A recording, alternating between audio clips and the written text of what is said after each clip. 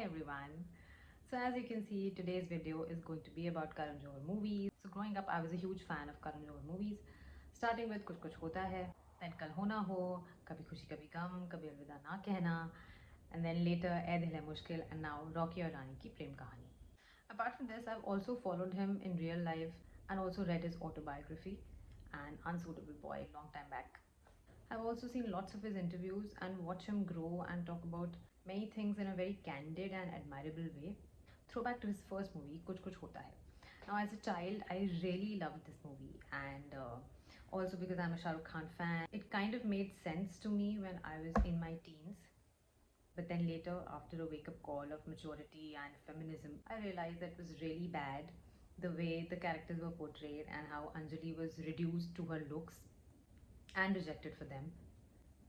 And thankfully, I heard Karan talk about it in an interview and actually admit that this is where he did go wrong. Cut 2. Kal Ho Na Ho. Kal Ho Na Ho has and will always be a favorite.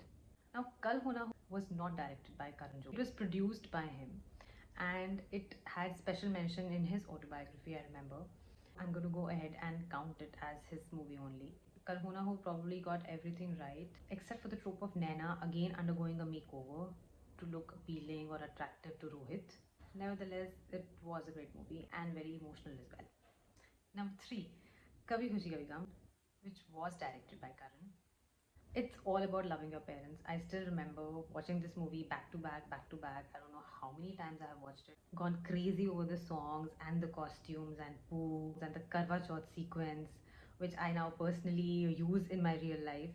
K3G was just brilliant. The way it showed patriarchy, Amitabh Bachchan as the man of the house who will not listen to the woman, along with being that kind of a father who takes every decision for the children without asking them what they want, full of a lot of arrogance and conceit, but then someone who also relents with the passage of time and the advent of old age.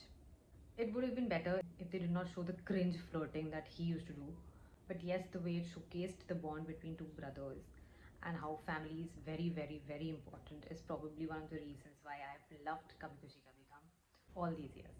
Now, even though I have been a huge K3G fan, I have also been a huge KNK fan, that is Kabhi Alvida Na Kehna. Kabhi Alvida Na Kehna was a movie much ahead of its time, in which the actor that Karan chose to play the cheater was Shah Rukh Khan.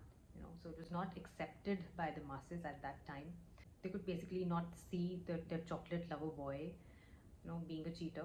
But then I think it was a really important movie which tackled the subject of infidelity, circumstances around it, again, obviously not justifying anything, and it was a story that needed to be told instead of all the previous Karan movies which seemed larger than life and too good to be true, sugar coated, far from reality.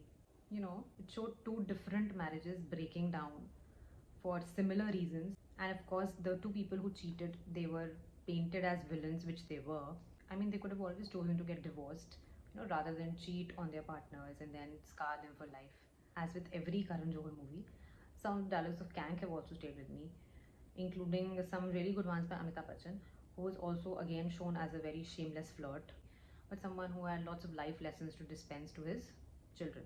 The next one was Ae Dil Hai Mushkil, which I liked because the two leading ladies, Anushka and Aishwarya, strong women characters holding their own.